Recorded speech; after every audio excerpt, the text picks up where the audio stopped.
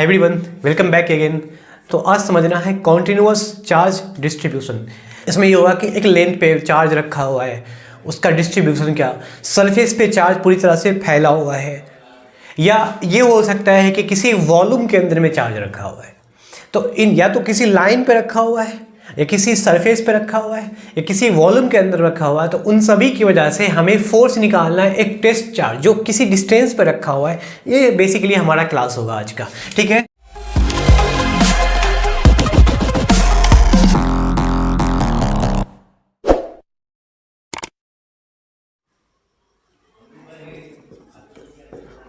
Continuous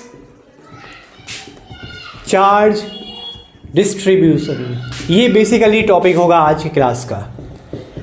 बहुत basic समझना है इसके अंदर में। लाइन पर, किसी लाइन पे चार्ज रखा हुआ है, बहुत ही मिनिमम लाइन पे, जितना मिनिमम से मिनिमम लाइन पे अगर हम चार्ज को रखते हैं, ऑब्वियसली वो चार्ज लीनियर रखा होगा। या तो हम ऐसे दिखा सकते हैं, मिनिमम लाइन क्या होगा, एक पतला ऐसा लाइन होगा, उस पर अगर चार्ज रखा हुआ है तो उसको बोलते हैं लीनियर चार्ज डिस्ट्रीब्यूशन। ओके, अगर चार्ज किसी लाइन पे, वायर में हुआ, किसी लाइन पे फैला हुआ है, लीनियर कराएगा। किसी सरफेस पे फैला हुआ है, सरफेस पे अगर चार्ज पूरी तरह से स्प्रेड आउट फैला हुआ है, उस टाइम पर उसको क्या बोलेंगे, याद रखिएगा, उसको बोलेंगे surface charge distribution. Surface charge distribution.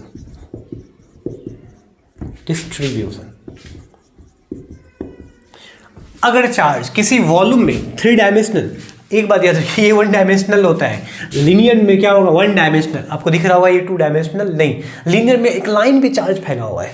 2 dimensional में क्या होगा, सरफेस में क्या होगा, 2 डायमेंशनल। वही वॉल्यूम के अंदर में, किसी वॉल्यूम में अगर चार्ज फैला हुआ है, इसके वॉल्यूम के अंदर में चार्ज होगा तो वो कहलाएगा वॉल्यूम चार्ज डिस्ट्रीब्यूशन। यही है आज का बेसिक टॉपिक, और उसकी वजह से हमें निकालना है क्या, फोर्स। ये होगा क्या, वॉल्यूम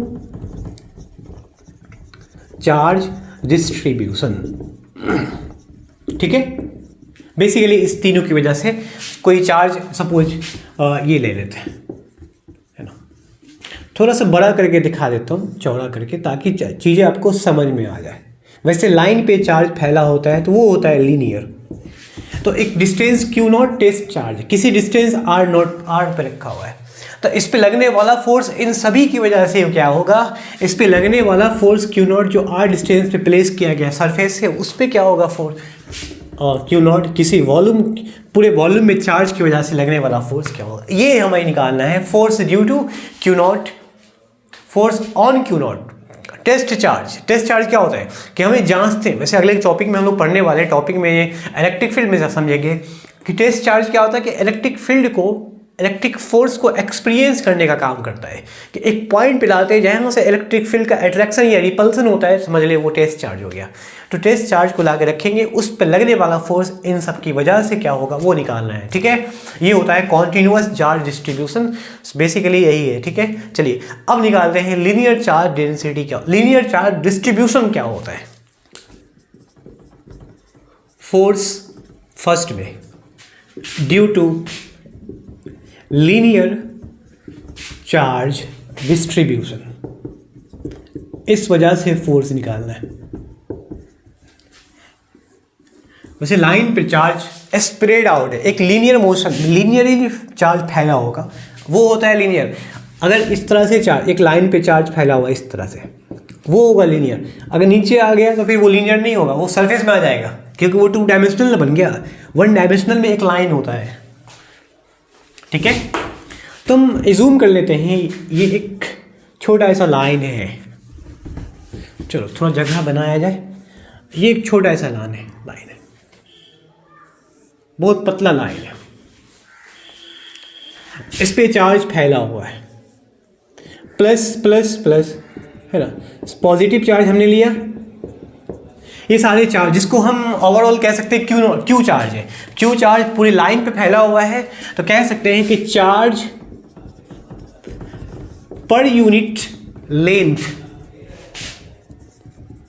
यूनिट लेंथ के अंदर में, इसको हम यूनिट लेंथ मान लेते हैं। वो यूनिट लेंथ आपका 1 मीटर हो सकता है, 1 सेंटीमीटर हो सकता है, 5 मीटर, कोई भी यूनिट लेंथ के अंदर में जितना चार्ज फैला होगा वो कहलाएगा linear charge distribution.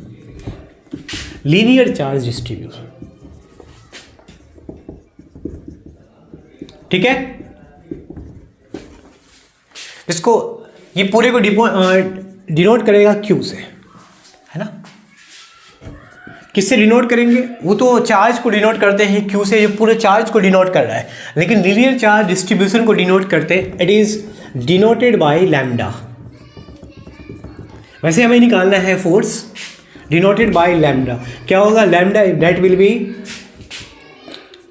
Charge per unit length. Obviously charge per unit length ये कहलाएगा क्या? Linear charge density. लैम्डा से डिनोट करते हैं, लैम्डा इक्वल्स टू क्या? Q upon L. मतलब यूनिट लेंथ में जितने चार्ज फैले होते हैं वही होता है। अब निकालना है फोर्स, है ना। सपोज ये एल लेंथ का हो गया, ये पूरा क्यू है। सपोज एक स्मॉल एलिमेंट हम मान लेते हैं, इसमें स्मॉल एलिमेंट, छोटा सा एलिमेंट मान लेते हैं। चलो वो उसको फिर से मैं नीचे बना रहा हूं, ये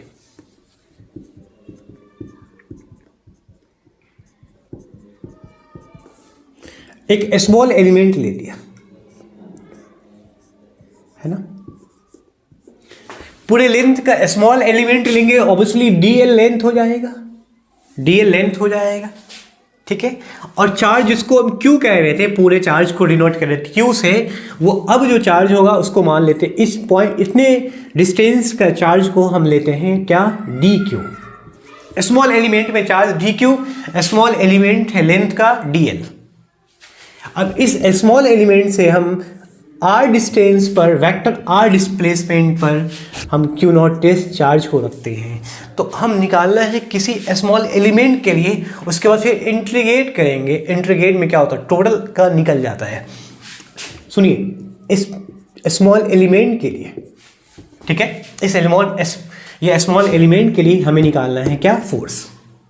इसके लिए फोर्स लगेगा क्यू नॉट पर, क्योंकि कूलम्बियन फोर्स कहता है कि जब दो चार्ज होता है तो उसके बीच में फोर्स ऑफ अट्रैक्शन या रिपल्सन होता है।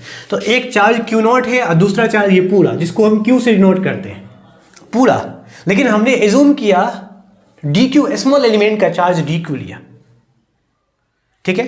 तो फोर्स निकालना है क्यू नॉट पर, D Q element small element के लिए, इतने चार्ज के लिए डी क्यू के लिए निकालना है, ठीक है।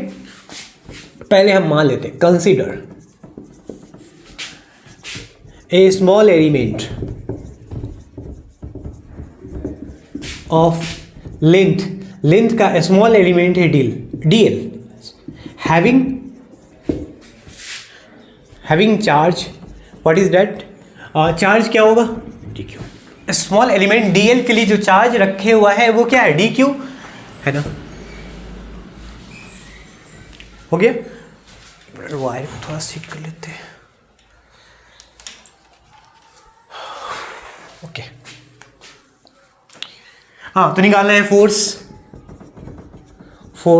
On q naught. Q naught पे फोर्स, है ना। Force on q naught due to, किस कारण से निकालना है? ड्यू टू, इस कारण से निकालना है। वैसे हम स्मॉल एलिमेंट लिया है, due to d q placed at r distance, जिसको आर डिस्टेंस पे रखा गया है, ठीक है। अच्छा, जब पूरा लेंथ होता है तो linear charge density lambda equals to q upon l होता है पूरे के लिए, लेकिन स्मॉल एलिमेंट को डी एल माना है, चार्ज डी क्यू लिया है, तो उस स्मॉल एलिमेंट के लिए लीनियर चार्ज डेंसिटी क्या होगा? Lambda equals to d q upon d l. यहाँ से डी क्यू निकालेंगे तो क्या होगा? लैम्डा इंटू डी एल हो जाएगा। पूरे एलिमेंट के लिए q upon l, small element के लिए d q upon d l, cross multiple, d q equals to क्या हुआ? Lambda d L. फोर्स निकालना है तो ऑब्वियसली दोनों के बीच का फोर्स, ये डी क्यू फोर्स, एक चार्ज ये हो गया डी क्यू और एक चार्ज हो गया क्यू नॉट, इसके बीच का डिस्टेंस आर, है ना। बेसिक कूलम्बियन फोर्स क्या होगा? एफ इक्वल्स टू वेक्टर है क्या होगा? 1 by 4 pi epsilon not space में, फ्री स्पेस में epsilon not into Q not, दूसरा चार्ज क्या है D Q, Q1 Q2, obviously एक चार्ज Q नॉट और दूसरा चार्ज यहाँ का जो एलिमेंट का है, इतने एलिमेंट का जो चार्ज लिया गया वो डी क्यू, इन दोनों चार्ज के बीच को मल्टीप्लाई करेंगे और डिस्टेंस दोनों कितना है r।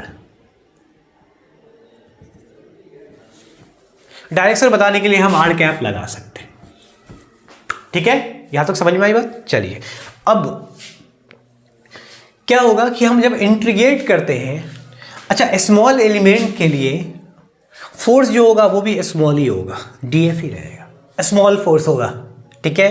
पूरे लीनियर के लिए निकालना है तो अब क्या करेंगे, इंटीग्रेट करते हैं बोथ साइड, दोनों तरफ इंटीग्रेट कर दो, इधर इंटीग्रेट कर दो, इधर भी इंटीग्रेट कर दो।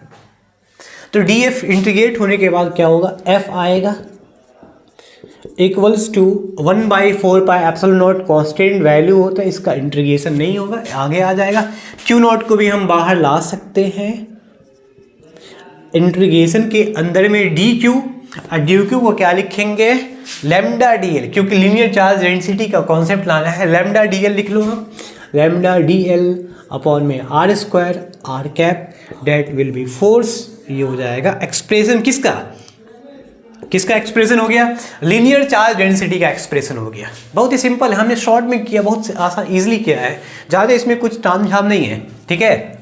कॉन्सेप्ट समझना है और निकालना है। देखो हम निकाल रहे थे स्मॉल एलिमेंट के लिए डी क्यू के लिए, लेकिन जब हम पूरे के लिए निकालेंगे तो ऑब्वियसली डी क्यू की जगह पे क्या होगा, पूरे के लिए जब इसको इंटीग्रेट करते हैं, अब इंटीग्रेट करोगे तो अब बताओगे, यहाँ बताओगे कि लैम्डा जब इंटीग्रेट होगा, सॉरी लैम्डा तो आगे आ गया ना, क्यू नॉट लैम्डा अपॉन 4 पाई, इसका अगला स्टेप, वैसे अब यहीं पर छोड़ देंगे, इसका अगला स्टेप बता रहा हूँ, लैम्डा निकल गया, q naught lambda 4 pi epsilon naught d l, r square को भी बाहर चाहे निकाल सकते हो, रहने दो कोई दिक्कत की बात नहीं है, अंदर भी रह दो, डी एल। अब डी एल का इंटीग्रेशन होगा तो ऑब्वियसली एल आएगा, तो वो एल हो जाएगा अपॉन में आर स्क्वायर आर कैप, ये हो जाएगा क्या, फाइनल आंसर यही होगा। अगर लेंथ ऑफ वायर कुछ भी और भी होगा, लेंथ ऑफ वायर अगर 2 मीटर है तो 2 यूज़ करेंगे, लेंथ ऑफ वायर 5 मीटर है तो 5 मीटर यूज़ करेंगे। एक ऐसी महीन लाइन जिसमें चार्ज डिस्ट्रीब्यूट है, लीनियरली डिस्ट्रीब्यूट है, उसमें होता है लीनियर चार्ज डिस्ट्रीब्यूशन। और एक बात याद रखिएगा, अगर लाइन स्ट्रेट है तो हम Q अपॉन L लिखते हैं, या सिर्फ L लेंथ का कोई वायर है तो Q अपॉन L लिखते हैं लीनियर चार्ज डेंसिटी के लिए। लेकिन अगर वही वायर अगर सर्कुलर फॉर्म में है तो ऑब्वियसली उसका जो लेंथ होगा क्या होगा उस टाइम पे, linear charge density Q upon L, तो यहाँ L लेंथ का तो नहीं है, उसका रेडियस R है, तो ऑब्वियसली हो जाएगा 2 pi R Q upon 2 pi R. अगर वही लाइन एक सर्कुलर फॉर्म में है और उस पर चार्ज डिस्ट्रीब्यूट किया हुआ लीनियरली है ना, इस तरह से चार्ज डिस्ट्रीब्यूट किया हुआ है, तो उसके लिए लीनियर चार्ज डेंसिटी जो होगा वो क्या होगा, Q अपॉन 2 पाई आर, ये फॉर्मूला हो जाएगा। इसके लिए क्या होता है, लाइन के लिए क्या होता है Q अपॉन L, इसके लिए क्या होगा Q अपॉन L हो जाएगा। तो ये फोर्स का मैग्नीट्यूड निकालना था, इस पे लगने वाला फोर्स इन सब की वजह से आ गया है, ये इंटीग्रेट करेंगे सबका आ जाएगा। चलो अब निकालते हैं force due to surface charge, ये लीनियर है, चाहे तो आप नोट कर सकते हो फटाफट, सरफेस के लिए निकालना है। अब निकालते हैं वॉल्यूम चार्ज डेंसिटी का, नहीं सॉरी फोर्स, ये सरफेस का होगा, force due to surface charge density. बहुत सिंपल लॉजिक है, force per unit surface area, suppose surface area हम जैसे भी मान सकते हैं, जैसे गोल लेना लेयर, एक लेयर में सरफेस होना चाहिए, सतह होना चाहिए, लाइक बोर्ड एक तरह का सरफेस है, इस पे चार्ज फैला हुआ है, इस वजह से जो चार्ज का डिस्ट्रीब्यूशन होता है उसको बोलते हैं सरफेस चार्ज डिस्ट्रीब्यूशन। अच्छा डिस्ट्रीब्यूशन यूज़ करते हुए ज़्यादा होगा, डिस्ट्रीब्यूशन मतलब फैला हुआ है। सपोज हमने एक ये सरफेस एस लिया, इस पे चार्ज फैला हुआ इस तरह से अरेंज किया हुआ है, ठीक है, वो चार्ज पॉजिटिव या पूरा का पूरा निगेटिव हो सकता है।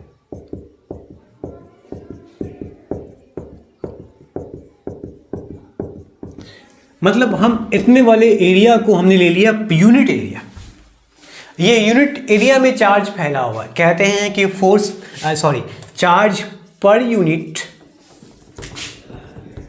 Charge per unit surface area that will be surface charge density क्या कहलाएगा? सरफेस चार्ज डिस्ट्रीब्यूशन कहलाएगा, जिसको डिनोट करते हैं एस से। It is denoted by S, है ना? एस से डिनोट करेंगे। एस सॉरी एस से नहीं होता है, सिग्मा से होता है। एक एस तो सरफेस हो गया, जिसको सिग्मा को लिखेंगे चार्ज पर यूनिट सरफेस। ये एस या ए भी लिख सकते हैं, एरिया ए भी ले लो, कोई इशू नहीं है। एस भी लिख सकते हैं, एरिया भी लिख सकते हैं। यहां से क्यू आएगा, सिग्मा है। अच्छा, सरफेस तो ये है, ये सरफेस एक प्लेन में है, सरफेस एक सर्कुलर हो सकता है। अगर वहीं पे एस्फेयर हो, एस्फेयर गोला है ना, गोला हो इस तरह से, तो उसका जो सरफेस एरिया होता है वो 4πr²। अगर चार्ज उस एस्फेयर पर फैला हुआ, लाइक क्रिकेट बॉल हुआ या फुटबॉल, उसके ऊपर सरफेस पे फैला हुआ है, तो उस टाइम पे जो होगा चार्ज डिस्ट्रीब्यूशन वो कहलाएगा, सरफेस कहलाएगा। इसको सिग्मा से लिखेंगे। सिग्मा इक्वल्स टू क्या होगा? क्यू, चार्ज पूरे चार्ज को डिनोट करता है क्यू अपॉन में क्या? Surface area 4πr²। अगर उसका रेडियस r है तो 4πr²। एक प्लेन शीट पे फैला हुआ है तो क्यू अपॉन ए। अगर यही चार्ज एक कह सकते हैं ये क्या होता है, वो सर्कुलर पे फैला हुआ है तो Q upon 2πr, sorry Q upon πr²। अब पूरा एस्फेयर में फैला है तो Q upon 4πr²।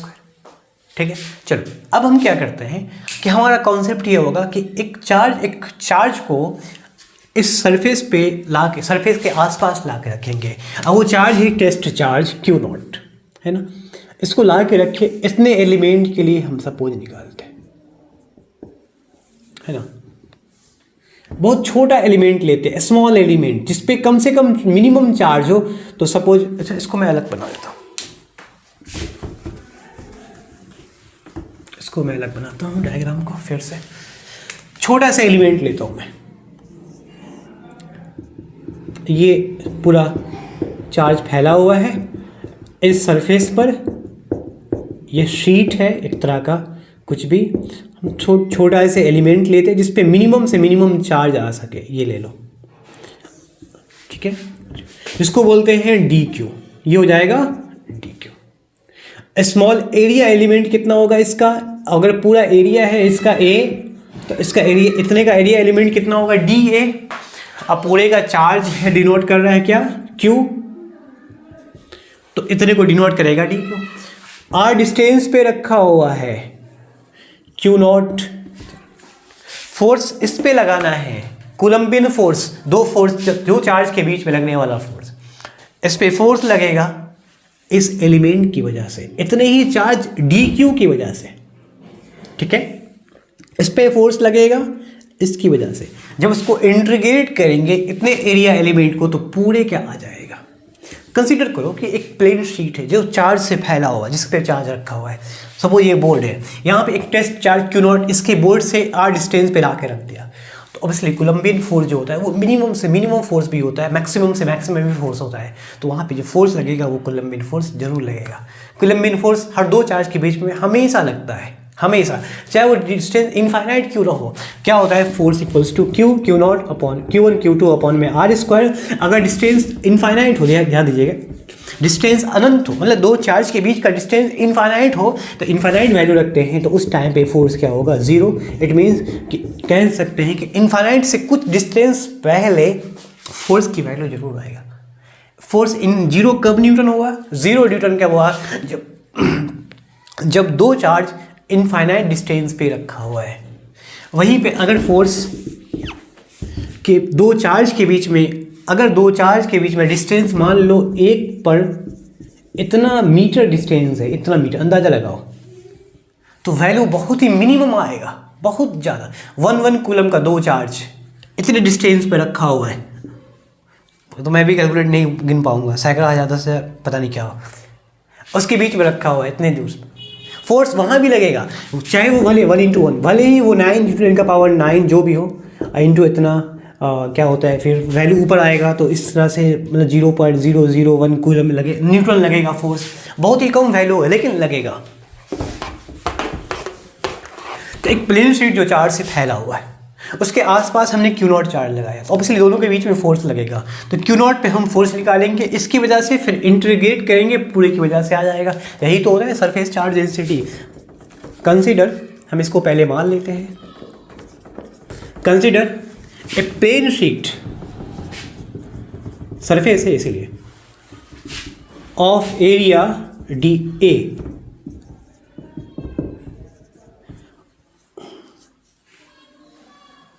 having a small area element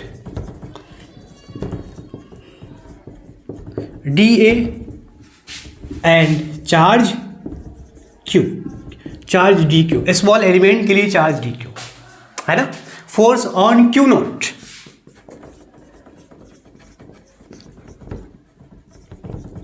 due to dQ, इस पर फोर्स इस dQ की वजह से जो इसको r डिस्टेंस पे प्लेस किया गया है, at r distance, that will be क्या होगा 1/4πε0।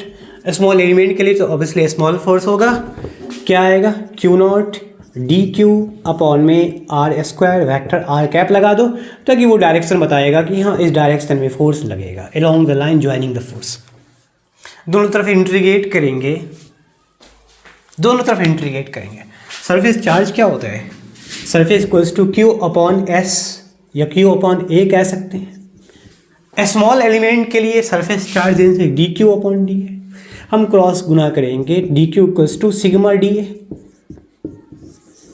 यहाँ से dQ के वैल्यू रखोगे क्या आएगा, फोर्स 1/4πε0 बाहर आया, Q0 को भी बाहर कर दो, dQ इंटीग्रेशन यहाँ आ जाएगा, dQ की जगह पर रखेंगे sigma dA upon r², r cap ये हो जाएगा, यहीं पे हम छोड़ देते हैं। अगर एरिया है 4πr² तो 4πr² रखोगे, अगर एरिया है πr² रखोगे, अगर एरिया है L/B, रेक्टेंगुलर शीट पर रखा हुआ है चार्ज तो L/B रखेंगे, ठीक है, ये होता है कॉन्सेप्ट।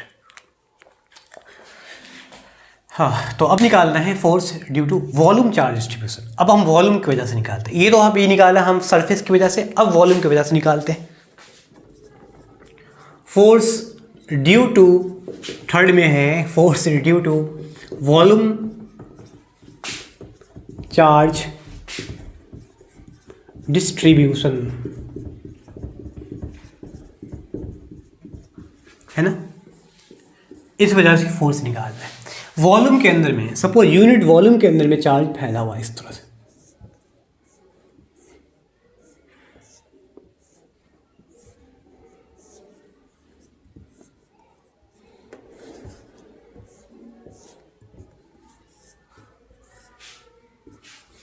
इस यूनिट वॉल्यूम में चार्ज फैला हुआ है इस तरह से,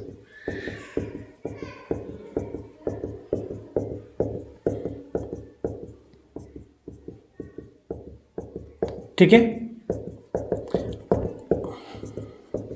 इसका वॉल्यूम है V, मतलब यहां जो चार्ज डिनोट करेगा वो भी होगा क्या, क्यों ना, चार्ज पर यूनिट वॉल्यूम, मतलब यूनिट वॉल्यूम में चाहे 1 मीटर क्यूब हो या 1 सेंटीमीटर क्यूब हो, वन लाइक कुछ भी हो, तो यूनिट वॉल्यूम के अंदर जितने भी चार्ज होते हैं उन सब को बोलते हैं क्या, volume charge distribution. Charge per unit volume is called volume charge distribution, उसको वॉल्यूम चार्ज डिस्ट्रीब्यूशन के नाम से जानते हैं। ओके, डिनोट करते हैं लैम्डा, ये सी क्या होता है, ये मैं भी रो से है ना, it is denoted by volume charge distribution को डिनोट करते हैं क्या, रो से, रो इसको कहते हैं, ठीक है। डेंसिटी होता है वैसे ही, तो ऐसे हम लिखेंगे density that is Q upon V, unit volume में जितना चार्ज होगा वॉल्यूम चार्ज डेंसिटी होगा, ओके, अब हम क्या करते हैं कि इस वॉल्यूम के अंदर में, किसी यूनिट वॉल्यूम के अंदर में चार्ज पूरी तरह से बिखरा पड़ा है, पूरी तरह से फैला हुआ है। एक टेस्ट चार्ज को ला के रखते हैं इसके आसपास में Q0 को, तो उस टेस्ट चार्ज पे ऑब्वियसली इन सभी चार्ज की वजह से इस चार्ज पर फोर्स का अट्रैक्शन या रिपल्सन होगा, उसका मैग्नीट्यूड ही तो निकालना है, उसी की वैल्यू तो निकालना है कि इस पे r डिस्टेंस पे एक फोर्स, r डिस्टेंस पे Q0 को रखा गया, इन सभी चार्ज की वजह से इस पे फोर्स लगेगा। लेकिन हम स्मॉल एलिमेंट की वजह से निकालते हैं, एक साथ सब का नहीं निकालेंगे, स्मॉल एलिमेंट में स्मॉल चार्ज होता है। इसीलिए एक काम करते हैं कि फिर से मैं एक छोटा सा डायग्राम बनाता हूँ, 3 dimensional diagram. Volume charge density जो होगा 3 डायमेंशनल होगा, याद रखिएगा। Linear 1 dimensional, surface 2 dimensional and volume 3 dimensionally, ये 3 डायमेंशनली होगा, ठीक है। प्लस प्लस जितने भी चार्जेज है वो सारे के सारे क्या है, प्लस प्लस प्लस प्लस है। इस वॉल्यूम के अंदर में बिखरे पड़े हैं, पूरी तरह से बिखरे पड़े हैं। अब हम क्या करते हैं कि ऑब्वियसली इसका जो वॉल्यूम होगा वो भी होगा, लेकिन हम चार्ज रखेंगे इस r डिस्टेंस पे। सपोज ये r स्मॉल, सबसे पहले स्मॉल एलिमेंट मान लेते हैं, स्मॉल एलिमेंट ही ले लेते हैं जिसका स्मॉल एलिमेंट वॉल्यूम का होगा dv। इसके अंदर में चार्ज क्या है, dq। सपोज r डिस्टेंस पे हमने Q0 को रखा r डिस्टेंस पर, तो इस पे लगने वाला फोर्स इसकी वजह से क्या होगा, वही का मैग्नीट्यूड निकालना है। सबसे पहले हम वॉल्यूम को एज्यूम कर लेते हैं कि कंसीडर, ओहो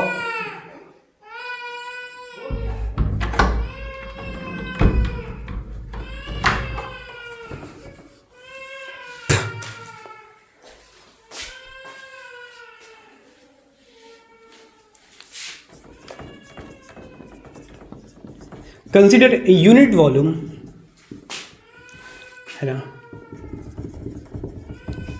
यूनिट वॉल्यूम V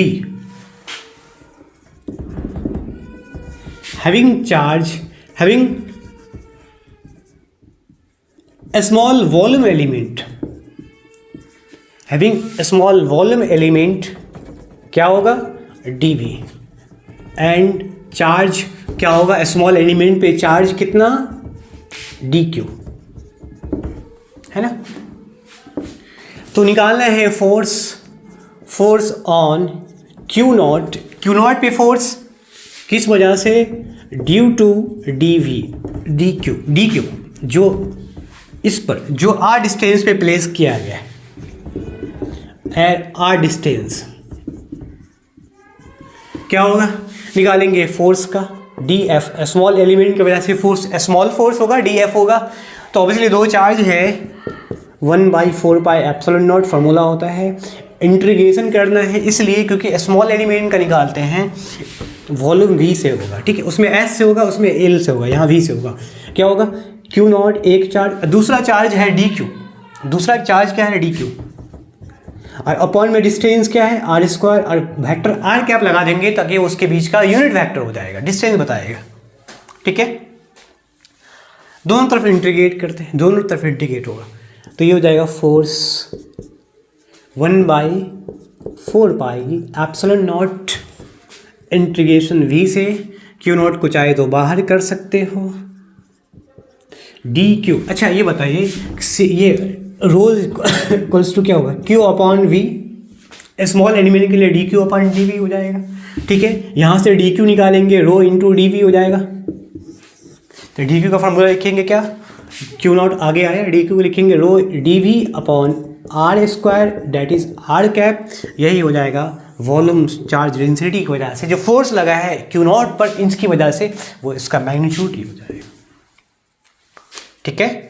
अच्छा वो वॉल्यूम, अगर वॉल्यूम सपोज एक ये है स्फीयर है, स्फीयर के केस में वॉल्यूम ऑफ स्फीयर क्या होगा, 4/3 पाई r3, इसका वॉल्यूम हो जाएगा 4/3 पाई r3, r डिस्टेंस पर है।